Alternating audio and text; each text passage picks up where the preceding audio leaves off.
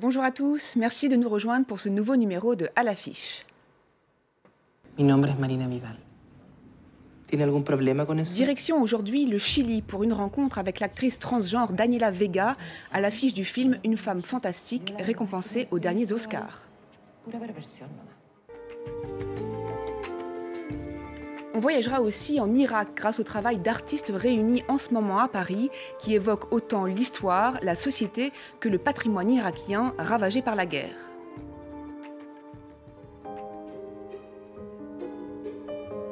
Et enfin, une balade dans un jardin extraordinaire Giverny, au lieu de l'impressionnisme français où Claude Monet a vécu plus de 40 ans.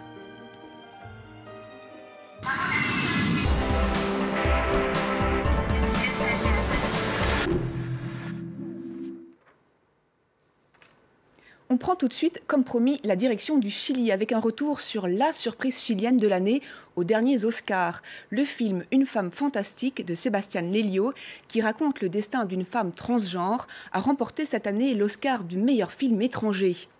Le rôle principal est incarné par Daniela Vega, une actrice transgenre qui vient d'être désignée par le magazine Time parmi les 100 femmes les plus influentes au monde. Cette récompense a fait l'effet d'une bombe au Chili, pays où les transgenres sont encore très discriminés. Laurie Fachaud a pu rencontrer l'actrice. Mi nombre es Marina Vidal. ¿Tiene algún problema con eso? Une personne transgenre discriminée, humiliée par l'État chilien et pour qui changer de sexe est un véritable parcours du combattant.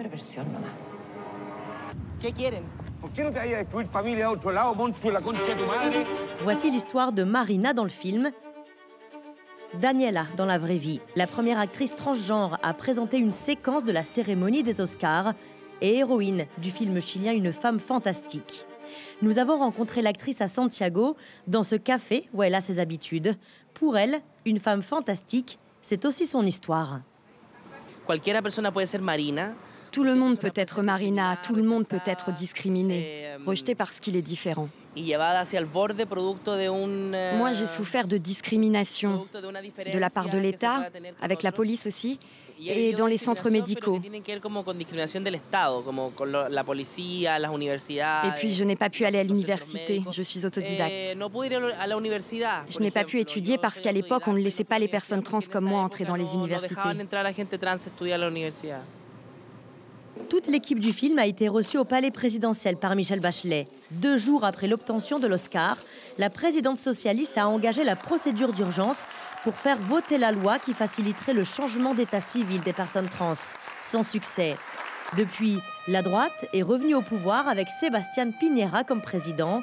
La loi a été retoquée, mais forte du succès du film, les associations sont plus que jamais mobilisées. De toutes les minorités sexuelles, la population transgenre est la plus vulnérable. Ces personnes peuvent être à tout moment expulsées de chez elles ou assassinées. Il est donc urgent que l'État chilien légifère et respecte les droits des personnes trans. Le film est à l'affiche depuis plus d'1 an au Chili, un record. Des séances supplémentaires ont été programmées. Le film ne laisse pas indifférent.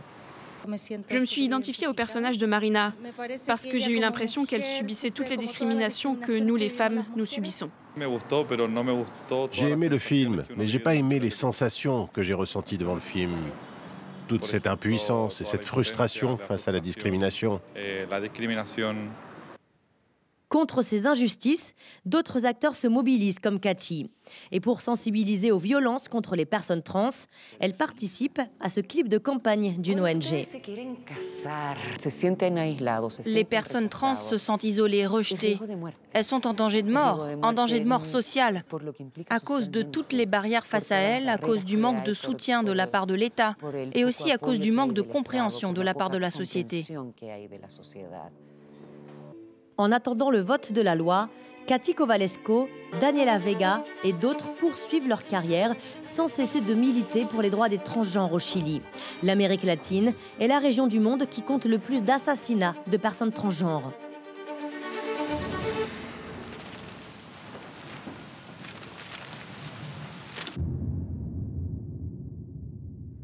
Après le Chili vu par le cinéma, l'Irak vu par les artistes.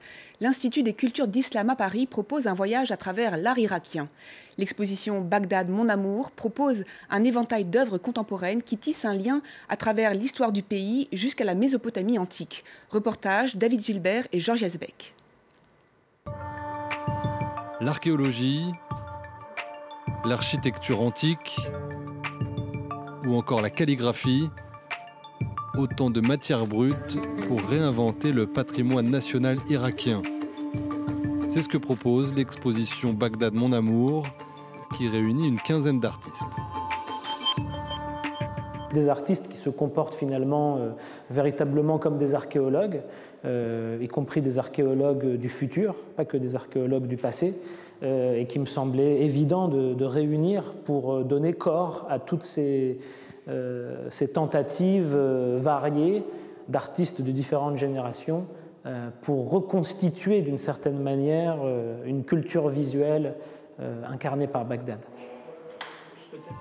Avec ses lettres à Ishtar, l'artiste irakien Imad prend le parti de revenir aux origines.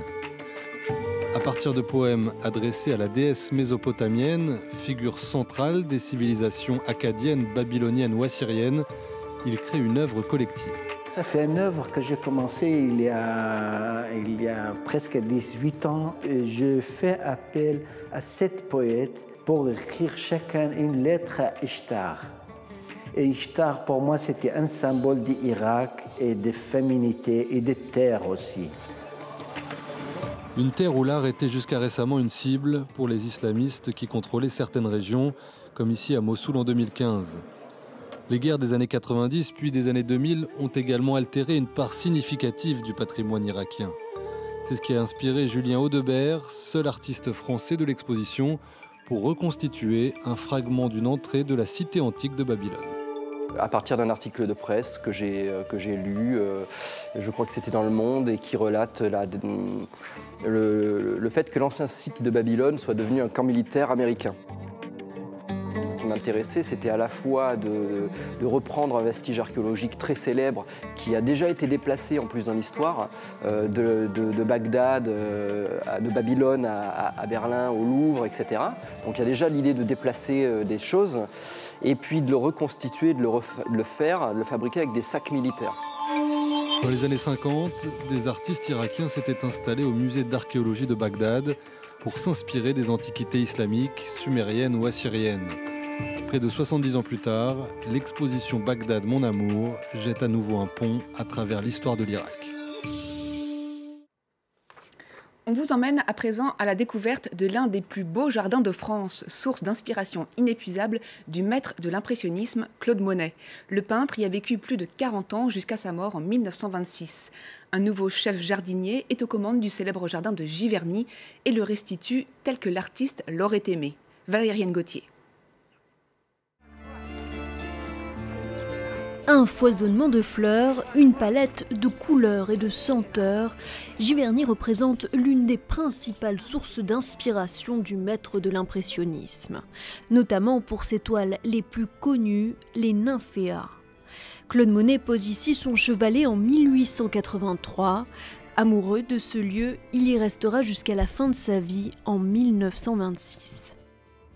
Il y a donc travaillé 43 ans, il y a créé ce jardin, il a habité cette maison, il allait à Paris de temps en temps et il s'échappait de temps en temps. Mais l'essentiel de son œuvre a été conçu ici. Tulipes, pivoines, iris, jonquilles et narcisses, des fleurs que le peintre jardinier aimait lui-même planter. Un Éden auquel il a également donné des accents japonais, comme avec ce pont, son endroit favori qu'il a peint 45 fois.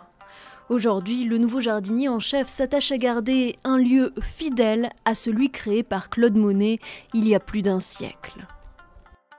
C'est un jardin de passionnés en fait. C'est surtout, tiens, on aime ça, ces couleurs-là sont jolies, cette forme est belle, enfin voilà. Il n'y a pas de règle vraiment définie. Il faut avoir un certain sens artistique et on fait ça beaucoup à l'instant en fait.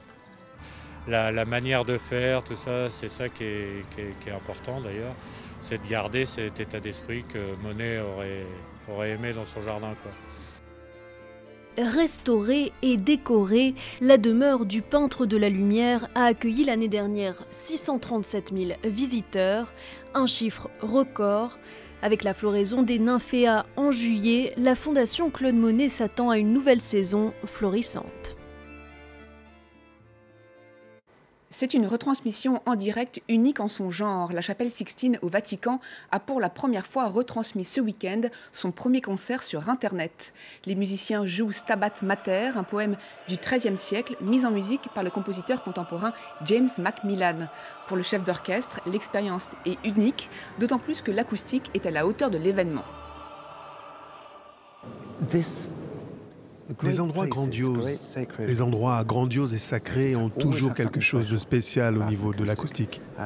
Et quelque chose qui me surprend vraiment aujourd'hui concernant les basses et les violoncelles de l'orchestre, c'est qu'on aurait pu penser que dans un tel espace, avec une telle résonance, ils auraient pu fusionner. Mais non, tous les détails qu'on peut saisir ici et la résonance sont fantastiques. Et on finit cette émission en compagnie d'une artiste hors du commun, Louise Bourgeois. L'artiste franco-américaine, qui s'est éteinte en 2010, fait l'objet d'une exposition à Berlin jusqu'au 29 juillet.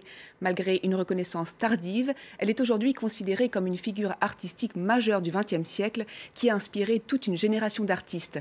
C'est avec quelques images de son œuvre, riche notamment d'araignées monumentales, de femmes maisons et autres sculptures, que nous nous quittons. À très bientôt.